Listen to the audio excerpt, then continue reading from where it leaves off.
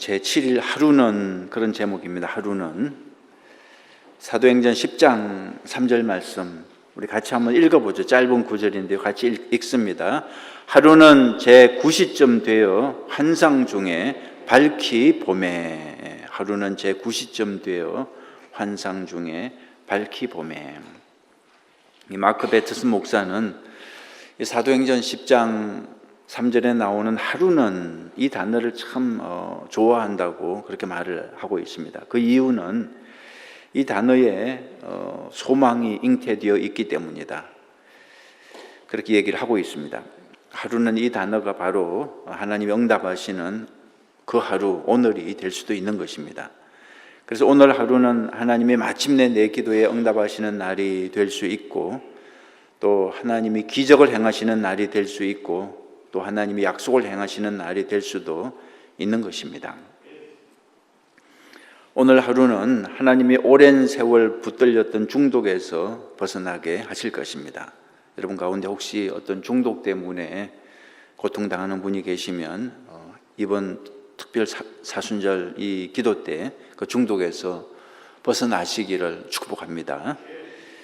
오늘 하루는 하나님이 수십 년간 방황했던 탕자를 집에 돌아오게 하실 것입니다. 혹시 여러분 가운데 그런 자녀들이 있으면 이번 사순절 특세로 말미암아 꼭 그 응답을 받으시기 바랍니다. 오늘 하루는 남이 평생 걸려 모은 것보다 많은 재정을 하나님이 단번에 공급해 주실 것입니다. 하지만 그런 하루의 기적을 체험하기 위해서는 먼저 날마다 기도의 제단을 쌓아야 합니다. 여러분 이 구절을 꼭 마음에 명심하시기 바랍니다. 그 놀라운 하루의 기적을 체험하기 위해서는 날마다 기도의 제단을 쌓아야 한다는 것입니다. 그리스도인 중에는 기도를 마치 복권처럼 생각하는 사람들이 있습니다. 어느 날 갑자기 당첨되어서 떼돈을 버는 복권처럼 생각하는 사람들이 있는데, 기도는 복권 같은 게 아니라 오히려 뭐와 같다고요? 저축과 같은 것이다. 참 이게 맞는 말입니다. 기도는 그냥 아무것도 안 하다가 어느 날 갑자기 그냥 당첨돼서 그냥 횡재하는 그런 복권 같은 게 기도가 아니라, 기도는 매일매일 꾸준히 저축하다가 점점 이자가 불어나는 것처럼 언젠가 상상도 못한 복리 이자를 받게 되는 것과 같다는 것입니다. 마크 목사가 사도행전 10장 3절을 좋아하는 이유가 있는데요. 이 10장 3절처럼 제9시 때 오후 3시죠. 지금 오후 3시쯤 돼서 놀라운 기적을 체험했기 때문입니다. 수요일 오후에 걸려온 전화 한 통이 놀라운 기적의 시작이었는데, 지금도 그때 들었던 말을 잊을 수가 없다고 말을 하고 있습니다. 이렇게 말했습니다. 수요일 오후에 전화 한 통이 걸려와서 목사님 교회에 300만 달러를 헌금하려고 합니다. 참 이런 전화 좀 받아봤으면 좋겠네요. 목사님 교회에 300만 달러를 헌금하려고 합니다.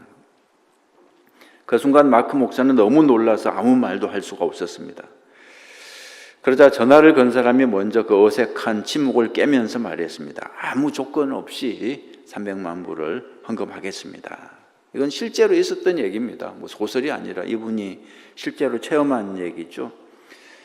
미국 교회에서. 그리고 자신의 이름을 밝히지 말아달라 그랬습니다. 그가 헌금하는 이유에 대해서 이렇게 설명했습니다. 목사님, 저희는 목사님의 계획이 마음에 들고 목사님의 지도력을 신뢰합니다.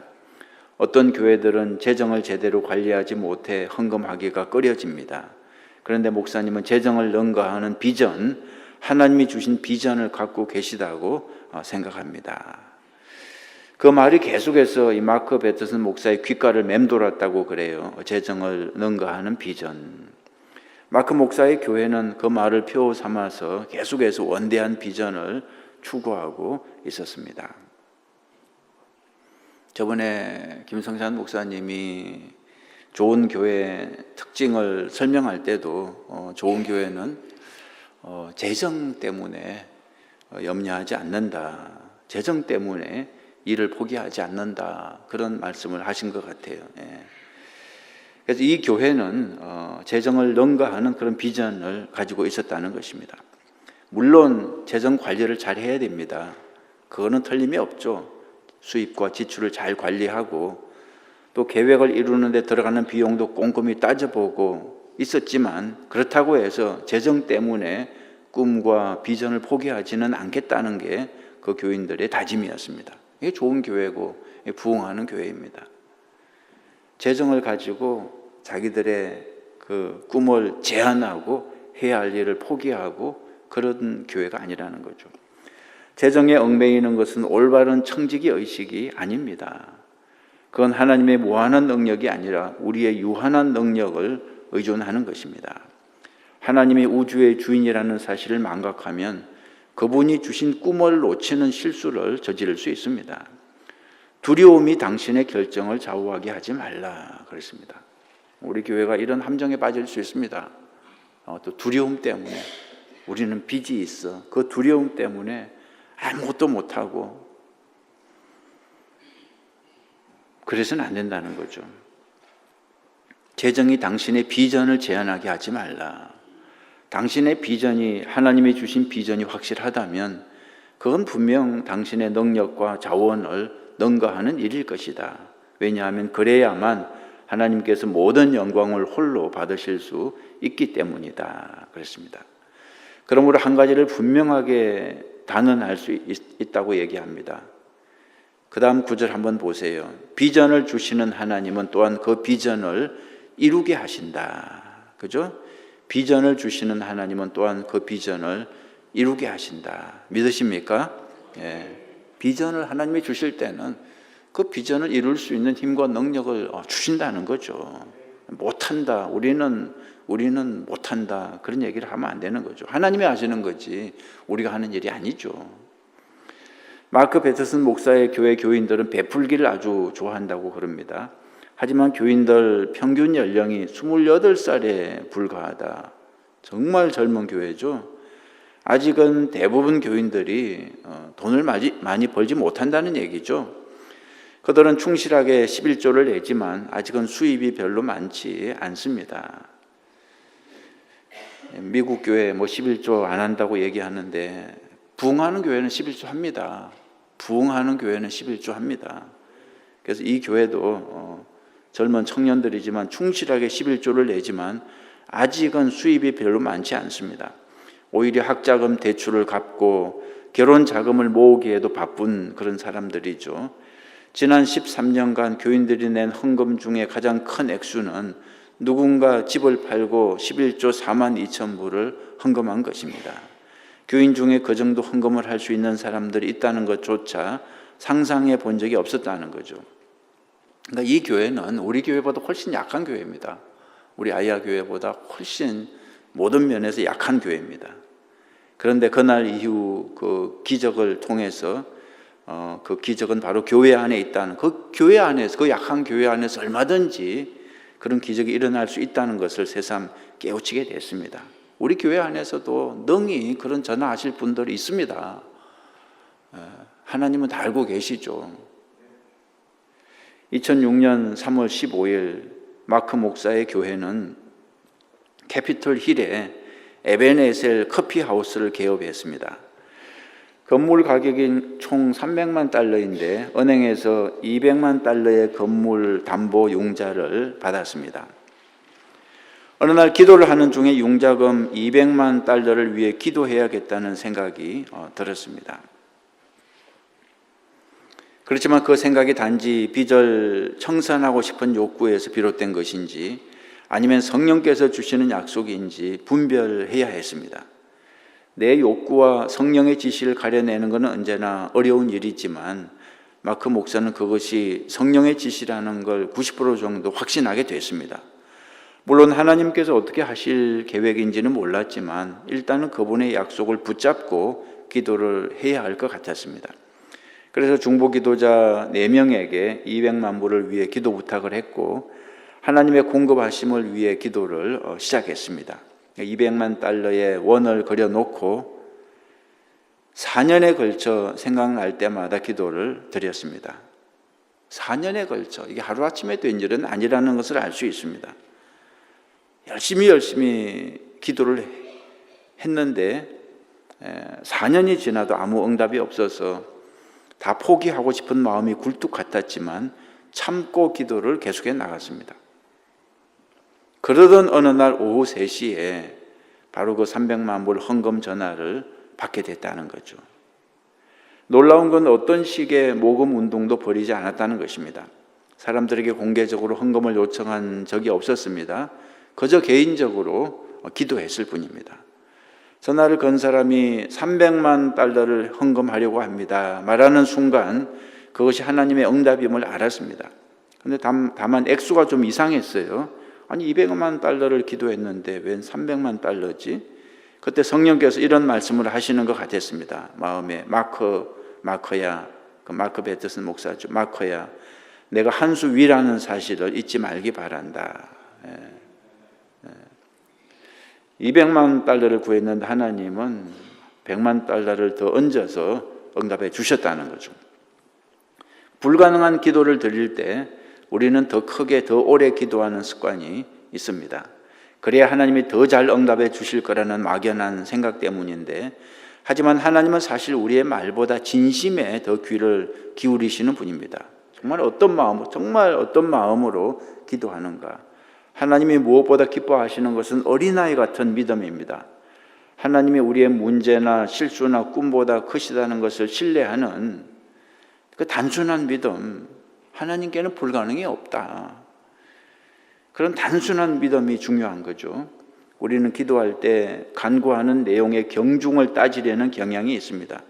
간구하는 일이 큰가 작은가, 쉬운가 어려운가, 단순한가 복잡한가 자꾸 우리가 판단하려고 그러죠.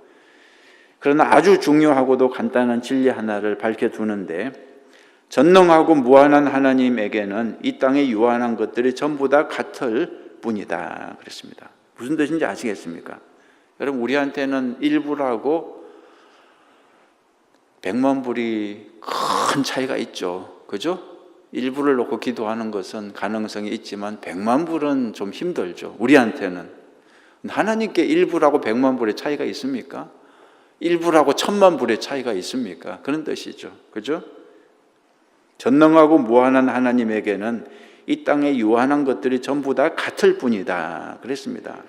그래서 우리가 기도를 할 때 이거는 어려워, 이거는 쉬워, 그런 걸 따질 필요가 없다는 거죠. 그래서 제가 불가능한 기도를 좀 드려보자 그렇게 얘기하는 거죠. 하나님께는 아무런 차이가 없습니다. 우리한테는 불가능하지만, 우리한테는 말도 안 되지만 하나님께는 다 말이 되는 거죠. 여기 중요한 재미있는 표현이 있죠. 그 다음에 예수님이 무덤에서 걸어 나오셨을 때 불가능이라는 단어는 우리의 사전에서 제거됐다 그랬습니다. 그죠? 죽었던 예수 그리스도가 부활하시는 그 모습을 보여주실 때 하나님께는 불가능이 없구나. 당신이 하는 기도의 크기는 당신 하나님의 크기에 달려있다 그랬습니다. 기도는 하나님이 응답하시는 것이지 우리가 만들어내는 게 아니죠. 당신 하나님의 작다면 당신이 드리는 기도도 인간 크기밖에 되지 않을 것이다. 그러나 당신의 하나님이 제한 없는 분이라면, 무한한 분이라면, 전능하신 분이라면 당신이 드리는 기도도 제한이 없어야 하는 것이다. 맞는 말이잖아요. 우리의 기도에 응답하시는 분이 무한하신 분이고 전능하신 분이라면 우리의 기도도 무한한 기도, 전능한 제한이 없는 기도를 드려야 한다는 거죠. 우리의 기도를 들으시는 하나님은 그분이 창조한 시공의 세계 밖에 무한한 세계에 존재하시죠. 그러니 우리도 그렇게 무한한 기도를 드려야 하지 않겠는가. 여러분, 기도 노트 받으셨죠? 거기에 무한한 기도를 좀 적어보세요. 불가능한 기도를 좀 적어보시고, 이번 기도 노트는 영성부에서 마련해 주셨는데 감사합니다. 영성부에서 여러분 기도 노트 한 분 한 분 다 나눠드렸으니까 거기에 여러분의 기도 제목을 좀 적어보세요. 내 생각에는 불가능해. 여러분 자녀들을 놓고 기도하시고요. 교회를 놓고도 기도하시고요. 여러분의 미래를 놓고도 기도하시고 불가능한 기도를 좀 적어보세요. 마크 목사가 좋아하는 조크 하나를 소개하는데, 이거는 뭐 우리도 잘 알고 있는 조크인데 미국 사람들도 아는 조크인가 봐요. 어떤 사람이 하나님께 이런 기도를 드렸다는 거죠. 하나님, 당신에게 100만 년은 얼마나 긴 시간인가요? 하나님이 대답하셨죠. 1초와 같다. 그래서 남자가 다시 물었습니다. 하나님께 100만 달러는 얼마나 값어치가 있나요? 하나님이 대답하셨어요. 1달러와 같다. 그래서 남자가 회심의 미소를 지으면서 기도했다는 거죠. 그럼 하나님 저에게 그 1달러만 주시겠어요? 하나님도 회심의 미소를 지으면서 대답하셨다는, 그래 1초만 기다리거라. 이거는 우리 한국 사람들도 아는 조건데 미국 사람들도 아나 봐요. 무슨 뜻인지 아시겠죠?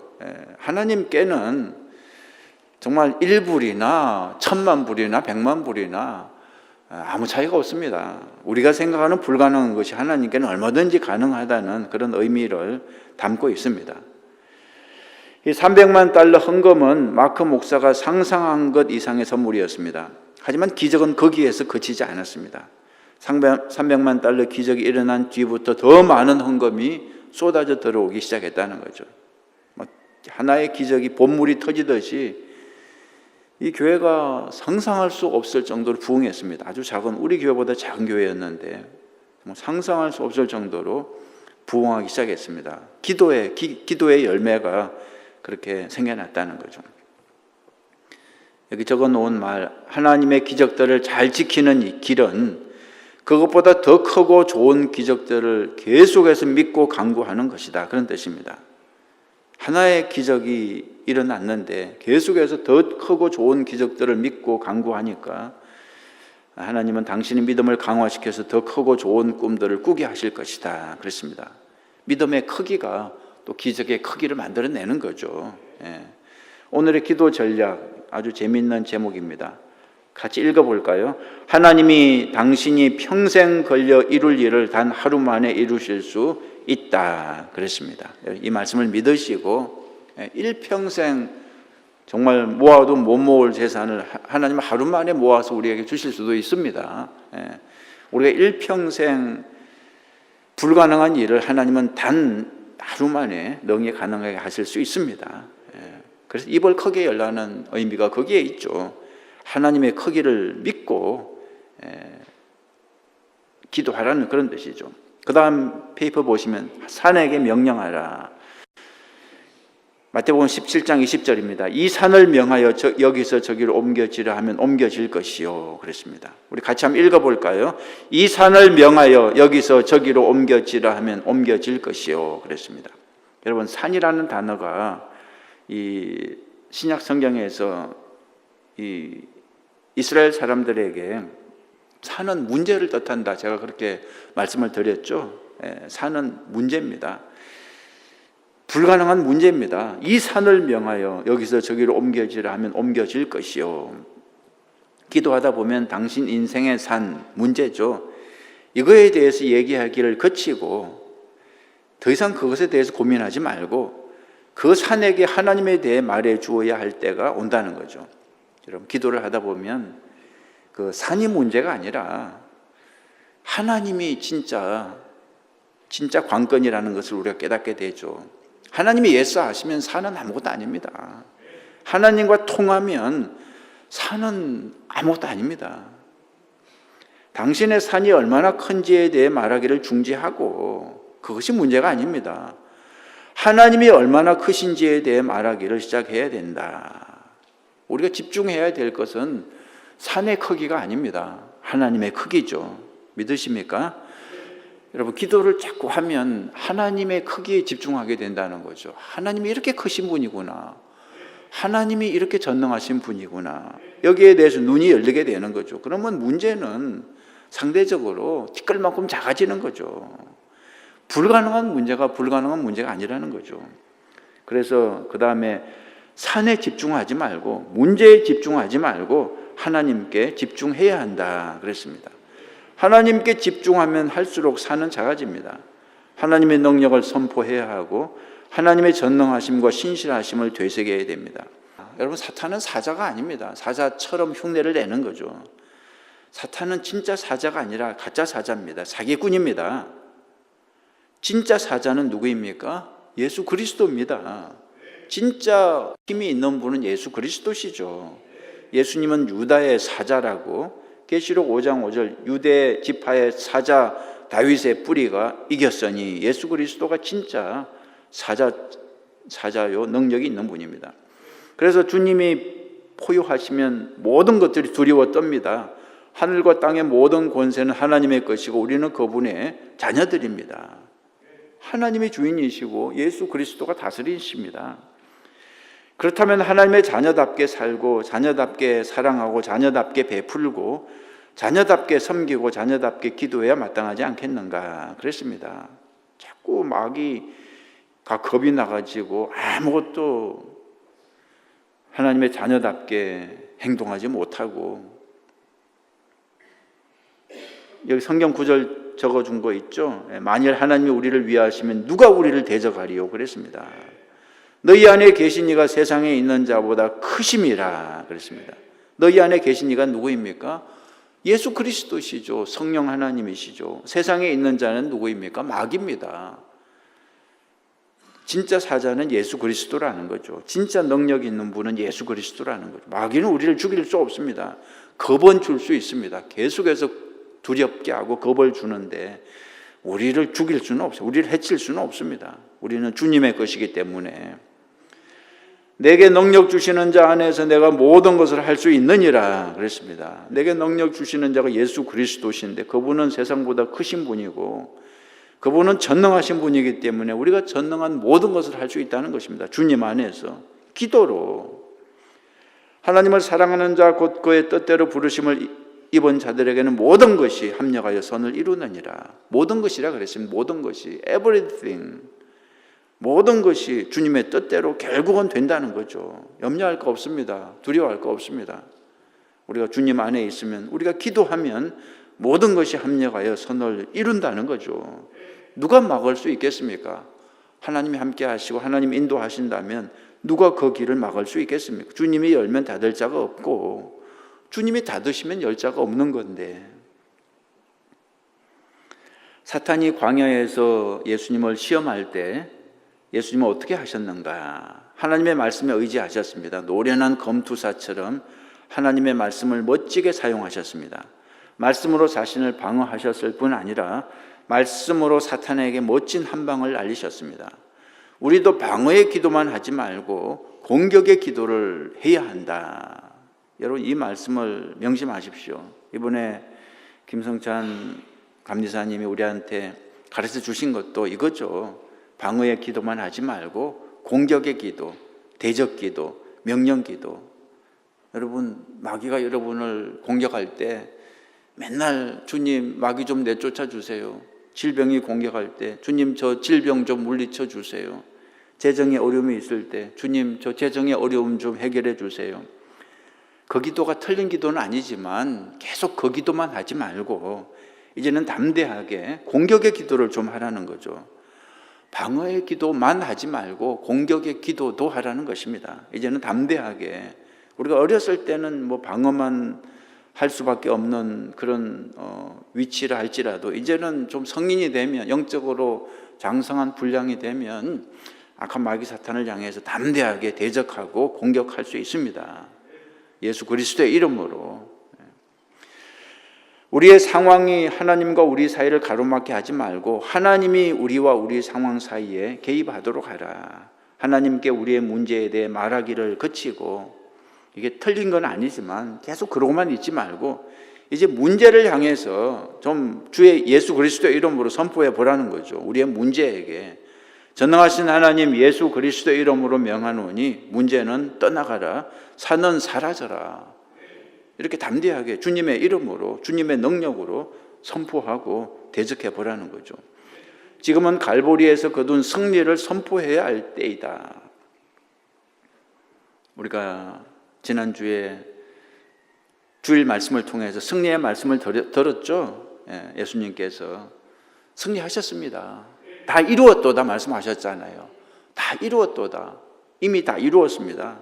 앞으로 싸우고 이룰지 말지가 아니라 이미 십자가에서 예수님은 승리하셨습니다. 마귀는 패배했고요.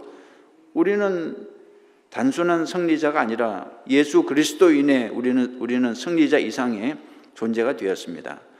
예수님은 내가 이 반석 위에 내 교회를 세우리니 음부의 권세가 이기지 못하리라 이렇게 말씀하셨는데, 여러분 이 말씀을 잘 보면 첫 번째 대명사 유가 아니라 I입니다. 내가, 예수 그리스도죠. 내가 내 교회를 세울 것이다. 여기서 나는 누구입니까? 예수 그리스도입니다. 내 교회 누구의 교회입니까? 예수 그리스도의 교회입니다. 여러분, 우리 교회는 예수 그리스도의 교회입니다. 예수님의 교회고 예수님이 주인이시고 예수님이 책임지실 것입니다. 예수님이 세워나가니까 우리는 예수님께 주권을 드리고 또 예수님께 기도하고 예수님이 역사하시게 해야 되는 거죠. 내가 하려고 하지 말고 주님이 하시도록. 전쟁도 마찬가지입니다. 승리도 마찬가지입니다. 예수 그리스도가 주인이시고 예수님이 하실 것입니다. 두 번째로 음부의 권세가 이기지 못할 것이라고 말씀하셨습니다. 음부의 권세. 문이라는 것은 방어의 수단인데 이 말씀을 풀이하면 교회가 공격한다는 뜻입니다. 음부의 권세, 마귀의 권세, 마귀의 문을 우리가 공격한다는 뜻이죠. 여러분, 교회는 그저 방어하는 그런 단체가 아니라 공격하는 단체입니다. 마귀의 음부의 권세, 마귀의 권세를 공격하는 단체입니다. 지금은 우리가 원수 마귀에게 총공격을 퍼부을 때입니다. 우리가 기도하는 밀실이 곧 전쟁터다. 따라서 엄밀한 기도는 우리의 비밀 병기이다. 그랬습니다. 우리가 기도할 때 우리는 원수와 싸우는 것인데요, 우리가 그 원수의 문을 깨부수는 거죠. 기도를 통해서. 즉각적으로 하나님 나라의 최전선으로 이송되어 통치자와 권세들과 이 마귀를 말합니다. 통치자와 권세들과 전쟁을 벌이는 것이다. 승패는 이미 그 순간에 판가름이 난다. 우리가 기도할 때 하나님이 우리를 위해 싸우시기 때문이다. 그랬습니다. 우리의 싸움이 아닙니다. 하나님의 싸움이고 하나님이 이미 승리하셨고, 이 마크 배트슨 목사님의 교회가 캐피톨 힐에 있는 건물을 사서 커피하우스로 개조할 때 두 가지 기적이 일어났다고 적고 있습니다. 첫 번째 기적은 그 교회가 그 건물을 샀다는 거, 그 작은 교회가 그 건물을 샀다는 거, 그게 기적이었고, 두 번째 기적은 그곳이 거주지에서 상업지로 용도 변경이 되었다는 것이다. 그렇습니다. 우리는 1년 반 동안 역사 보존국으로부터 캐피털 힐 재개발해 이르기까지 여러 부서를 찾아다니며 관계자들을 만났다. 지역 주민들이 그 계획을 적극 지지하고 있었습니다. 300만 달러를 들여서 마약 밀매소를 카페로 바꾼다고 하자 그들은 쌍수를 들어서 환영했습니다. 사실 이거 반대할 사람들이 어디에 있겠습니까? 그 음침하고 온갖 그 악이 발생하는 마약 밀 거래소를 아름다운 카페로 바꾼다는데 그걸 반대하면 안 되죠. 당연히 쌍수를 들어서 환영했습니다. 하지만 용도 변경을 진행하는 과정에서 일부 영향력 있는 주민들이 우리 계획을 오해하고 반대를 했습니다. 말도 안 되는 일이 일어났죠. 나는 우리를 험담하는 사람들이 링크해 놓은 인터넷 사이트에 들어갔다가 너무나 화가 나 모든 걸 단념해 버리고 싶을 정도였다. 그들의 반대 때문에 커피하우스를 열겠다는 꿈은 물거품이 될 가능성이 있었고 그 생각을 할 때마다 더욱더 분노가 치밀어 올랐습니다. 아니, 마약 파는 집을 커피 파는 집으로 만드는 걸 반대하다니 있을 수 없는 일이 일어나는 거죠. 여러분, 우리가 하나님의 일을 하면 이런 반대를 만납니다. 마귀가 하는 거죠. 마약 파는 집을 커피 파는 집으로 만드는데 그걸 반대하는 사람들이 있습니다. 그것도 의로운 척하는 사람들이, 아주 정의를 주장하는 사람들이 그걸 반대를 해요. 여러분, 교회 안에서도 마찬가지입니다. 우리가 어떤 선한 일을 추구할 때 꼭 반대하는 사람들이 있어요. 의로운 척하면서. 하지만 그때 내가 깨달은 것은 바로 왕을 제거하는 기도의 능력이었습니다. 알다시피 하나님이 우리 삶에서 뭔가를 하시려고 하면 꼭 그것을 가로막는 그 애굽의 바로 왕이 있다는 거죠. 애굽의 바로 왕. 마귀가 역사하기 때문이죠. 누구나 주변에 상대하기 힘든 사람들이 있습니다. 여러분, 교회 안에도, 여러분 일터에도, 어디를 가도 상대하기 힘든 사람들이 있습니다. 다 나를 칭찬하고 격려하고 내 편이 되어주는 건 아니죠. 그럴 때 우리가 할 수 있는 일은 기도뿐이다 그랬습니다. 올바른 태도를 유지하는 길도 기도밖에 없다. 기도는 바로 왕의 마음을 돌리는 능력을 발휘한다. 그랬습니다. 여러분, 이 구절을 명심하시기 바랍니다. 기도는 바로 왕의 마음을 돌리는 능력을 발휘합니다. 그래서 나는 화가 날 때마다 분노를 기도로 바꾸었다. 그랬습니다. 화가 날 때마다 분노를 기도로 바꾸었다. 한번 따라해 보시겠습니까? 분노를 기도로 바꾸자. 아멘. 저도 명심할 테니까 여러분도 명심하세요. 분노를 기도로 바꾸자. 여러분, 이것만 명심하면 정말 성공할 줄 믿습니다. 분노를 기도로 바꾸자. 쉬지 말고 기도하라는 말씀을 그때처럼 잘 지킨 적도 없을 것이다. 그랬습니다. 너무너무 화가 나서 분노가 나서 그때 그 분노를 기도로 바꾸었다는 거죠.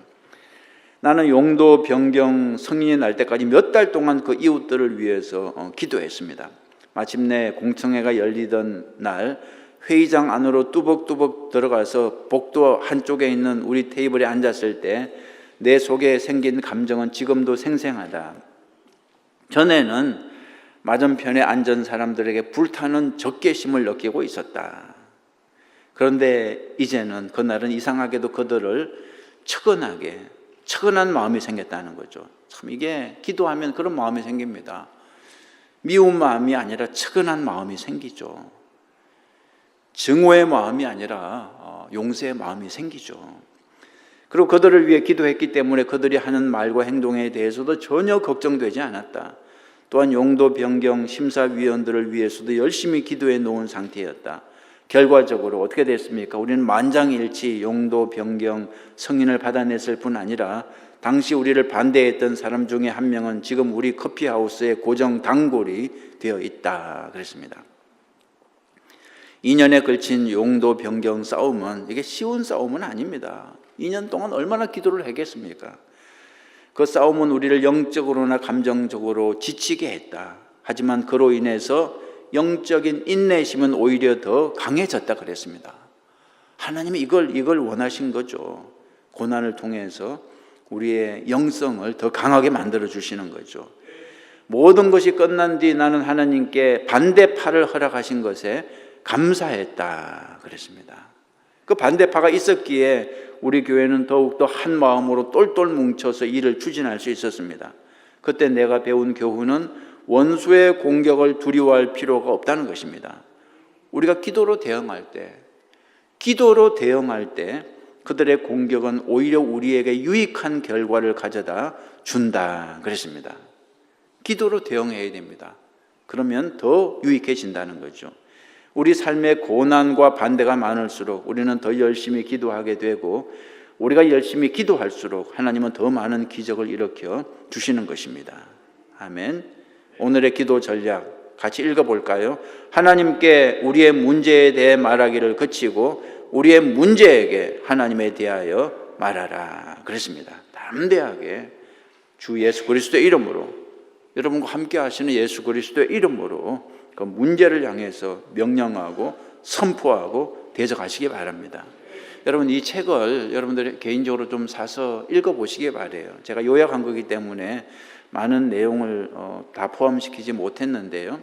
또 영어 책이 본래 영어로 쓴 거니까는 여러분 영어 책을 사서 여러분 자녀들한테 좀 선물해 보세요. 아주 쉽게 편하게 읽을 수 있는 책이니까 기도에 대해서 이렇게 논리적으로 또 과학적으로 설득력 있게 설명하고 있으니까 여러분 자녀들에게 또는 영어권 남편이나 그런 분들에게 이 책을 좀 여러분들이 구입해서 선물하시기 바랍니다. 여러분 영어 책을 구입하고 싶은데 어떻게 구입하는지 방법을 모르시면 교회 사무실로 구입해 주세요. 그러면 구입해 드리겠습니다.